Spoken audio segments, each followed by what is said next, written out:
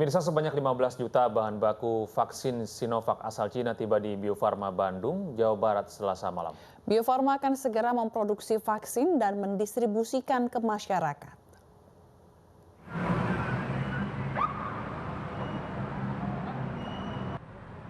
Setelah menempuh perjalanan darat dari Bandara Soekarno-Hatta, rangkaian kendaraan pengangkut 15 juta bahan baku vaksin Sinovac asal Cina tiba di kantor pusat Bio Farma di Jalan Paster, Kota Bandung, Jawa Barat dengan pengawalan ketat petugas kepolisian. 15 juta bahan baku vaksin asal negeri tirai bambu ini dibawa menggunakan 3 truk kontainer khusus di mana setiap truk membawa 3 Envirotainer. Rencananya bahan baku vaksin ini akan diproduksi Bio Farma selama 1 bulan. Sebelum memasuki tahap produksi, seluruh bahan baku disimpan di gudang penyimpanan vaksin sementara yang sudah disterilisasi Bio Farma. Kepala Bidang Komunikasi Bio Farma, Iwan Setiawan, mengatakan kedatangan bahan baku vaksin ini merupakan tahap ketiga. Sebelumnya Bio Farma sudah menerima 3 juta dosis vaksin Sinovac siap pakai. Sebagian diantaranya sudah didistribusikan ke sejumlah daerah di tanah air. Sebetulnya tahap yang ketiga, tetapi ini untuk yang produk setengah jadi atau bulk ya. Ini sekarang kita terima 15 juta dosis yang kemudian nanti akan selanjutnya akan dilakukan produk akhir di Bio Farma. Jadi nanti akan dilakukan formulasi, kemudian filling dan packaging. Diperkirakan produksi vaksin tersebut akan rampung pada akhir Februari mendatang dan dapat segera didistribusikan ke masyarakat. Dari Bandung, Jawa Barat, Billy Maulana Finkran melaporkan. Presiden Joko Widodo dijadwalkan akan disuntik vaksin COVID-19 buatan Sinovac pada hari ini. Rencananya penyuntikan perdana ini akan disiarkan secara live streaming. Presiden Jokowi dijadwalkan akan menjadi orang pertama yang disuntikan vaksin COVID-19. Hal ini bertujuan membangun kepercayaan bahwa vaksin COVID-19 yang disediakan pemerintah aman bagi masyarakat. Tak hanya Jokowi, sejumlah pejabat negara diantaranya Menteri Kesehatan Budi Gunadi Sadikin juga akan disuntikan vaksin buatan Sinovac tahap pertama bersama Presiden. Nah, rencananya proses penyuntikan vaksin COVID-19 kepada Presiden Joko Widodo akan disiarkan langsung melalui live streaming. Provinsinya, di wilayahnya ada pembangunan. Pemerintah akan memulai program vaksinasi COVID-19 secara gratis pada hari ini. Pejabat publik seperti Presiden, sejumlah menteri, serta kepala lembaga menjadi kelompok pertama yang akan disuntik vaksin COVID-19.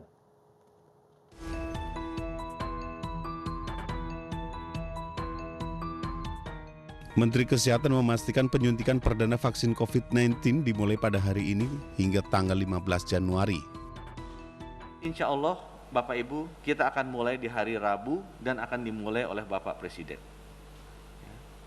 Berita baik dari MUI juga sudah keluar.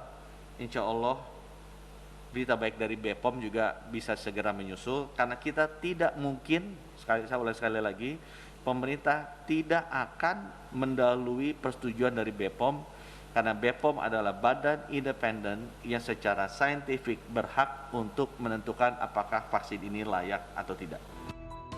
Data dari Kementerian Kesehatan menyebutkan ada 3 kelompok yang akan menerima suntikan perdana. Presiden, sejumlah menteri dan kepala lembaga masuk dalam kelompok 1 yang merupakan pejabat publik. 2 kelompok lainnya, pengguna asosiasi profesi dan key opinion leader kesehatan serta tokoh agama. Izin penggunaan darurat vaksin COVID-19 Sinovac diterbitkan BPOM Senin kemarin. Berdasar efikasi atau kemampuan untuk mencapai hasil yang diharapkan sebesar 65,3%.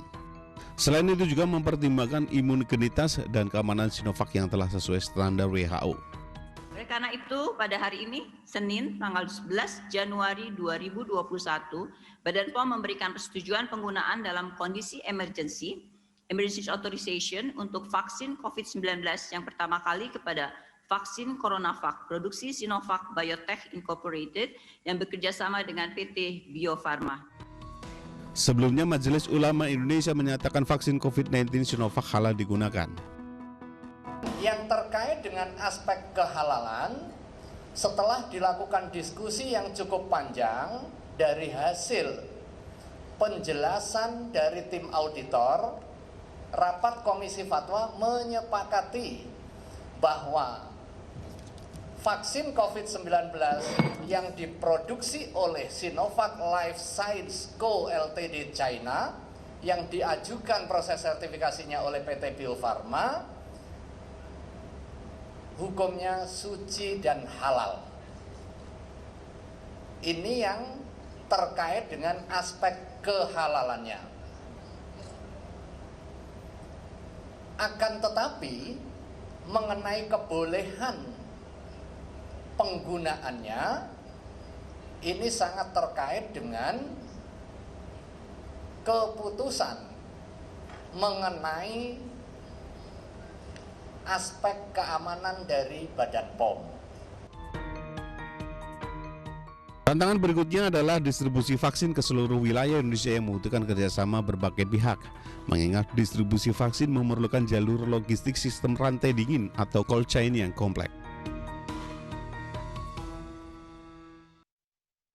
Pemirsa, tidak sedikit yang meragukan vaksin, termasuk anggota Dewan dari fraksi PDI Perjuangan, Ripka Ciptani, yang menolak divaksin.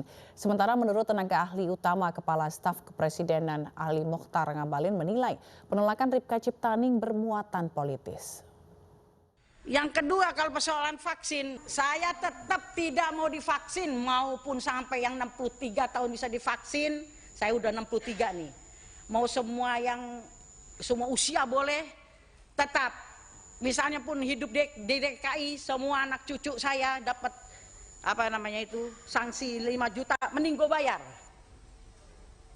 Gue jual mobil kayak, bagaimana orang Bio Farma juga masih bilang belum uji klinis ketiga dan lain-lain. Ini saya pertama yang bilang, saya menolak vaksin.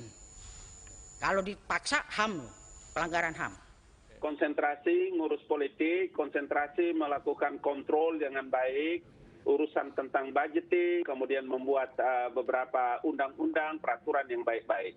Ya, yang begini-begini jangan dipakai sebagai referensi, nanti merusak publik. Oke. Ya, abaikan saja. Ini kan upaya pemerintah dalam rangka memberikan kekebalan tubuh, antibodi.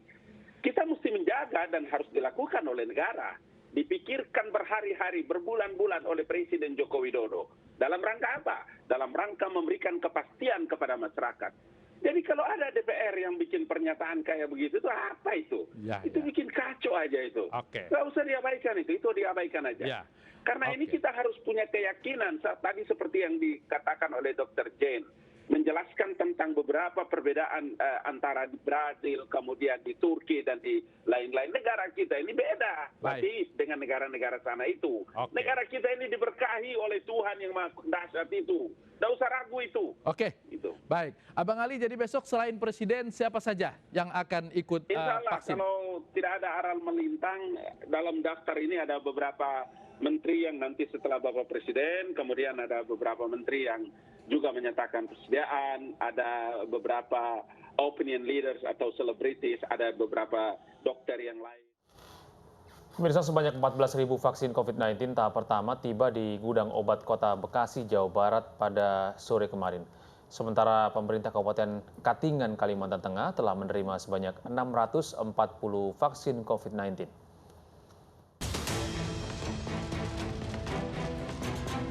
Dinas Kesehatan Provinsi Jawa Barat telah mendistribusikan vaksin Sinovac COVID-19 ke sejumlah wilayah, diantaranya di Kota Bekasi, Jawa Barat, sebanyak 14.000 vaksin COVID-19 tiba di gudang obat di Jalan Bayan 1 Mustika Jaya, Kota Bekasi, Selasa sore.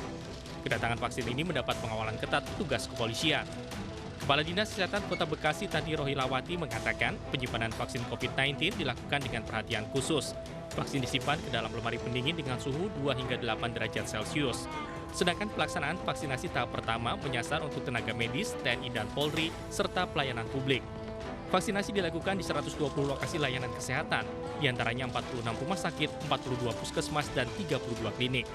Dan vaksin ini kami sekarang sudah terima dengan jumlah 14.060 ya, di mana ini untuk tahap pertama yang akan dilaksanakan di Kota Bekasi, pastinya pemerintah Kota Bekasi dalam hal ini yang menjadi leading sektornya, Dinas Kesehatan harus segera mempersiapkan perangkat-perangkatnya termasuk keperluan penunjang. Untuk tahap pertama sesuai dengan petunjuk teknis ya, pedoman yang diberikan oleh Kementerian Kesehatan, pastinya tenaga kesehatan. Dinas Kesehatan Kabupaten Katingan menerima 640 dosis vaksin COVID-19 yang didistribusikan oleh pemerintah Provinsi Kalimantan Tengah. Ratusan dosis vaksin COVID-19 ini rencananya akan mulai disuntikan bagi para tenaga kesehatan dan pejabat setempat pada tanggal 15 Januari 2021 mendatang di halaman kantor Bupati. Awalnya memang untuk nakes, yang 640 ini tadi. Untuk pertama ini tanggalnya tanggal 15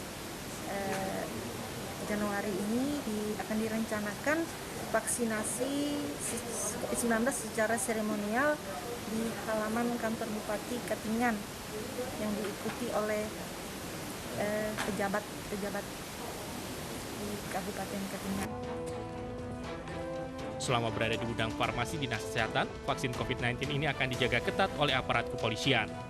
Dari Bekasi, Jawa Barat dan Palangkaraya, Kalimantan Tengah, Rahmat Hidayat dan Adesata, iNews melaporkan. Sebanyak 14.000 dosis vaksin Sinovac dari PT Bio Farma juga telah diterima oleh Dinas Kesehatan Aceh pada Selasa siang.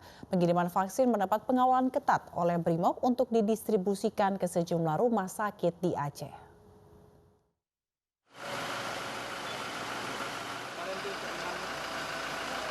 Sebanyak 14.000 dosis vaksin Sinovac tiba di kantor Dinas Kesehatan Aceh dengan mendapat pengawalan ketat dari puluhan personel Brimob Polda Aceh dengan bersenjata lengkap. Pengiriman vaksin Sinovac ini merupakan gelombang kedua yang diterima Dinas Kesehatan Aceh setelah sebelumnya tersimpan 16 kardus dari pengiriman gelombang pertama. Belasan ribu dosis vaksin ini langsung disimpan ke dalam gudang farmasi Dinas Kesehatan Provinsi Aceh di Bandaraya Kota Banda Aceh. Nantinya vaksin yang diterima Dinas Kesehatan Aceh akan didistribusikan ke seluruh kabupaten kota di Aceh. Sementara itu untuk penyaluran vaksin sebanyak 1.632 vaksin pertama akan diberikan kepada tenaga medis di Rumah Sakit Umum Daerah Tepkucik di Toro Sigli, Kabupaten Pidi, Aceh. Persiapan vaksinasi dilakukan dengan memantapkan simulasi dan sosialisasi bagi tenaga medis di lingkungan rumah sakit dan pemerintahan setempat. Untuk di Rumah Sakit Tengkuci di Tiro ini kita sudah melakukan sosialisasi kepada seluruh karyawan kita bahwa kita persiapan untuk menerima vaksin tersebut adalah untuk petugas kesehatan, terutama di rumah sakit. Untuk pegawai di sini vaksinasinya dilakukan secara bertahap dan kita mendapat arahan dari Dinas Kesehatan nanti secara bertahap mungkin sekitar 1.600 pegawai kita. Sejumlah rumah sakit di Aceh kini telah memberikan sosialisasi vaksinasi kepada ribuan karyawan sesuai arahan dari Dinas Kesehatan Aceh. Untuk tahap pertama, vaksinasi di Aceh akan mulai diberikan bagi tenaga kesehatan pada 14 hingga 15 Januari 2021. Dari Aceh, tim liputan kontributor iNews melaporkan. Sejak kemarin pemerintah kota Cimahi, Jawa Barat mulai menerapkan pemberlakuan pembatasan kegiatan masyarakat atau PPKM. PPKM tak hanya berlaku bagi aparatur sipil negara yang bertugas, tetapi juga masyarakat yang akan mengurus perizinan.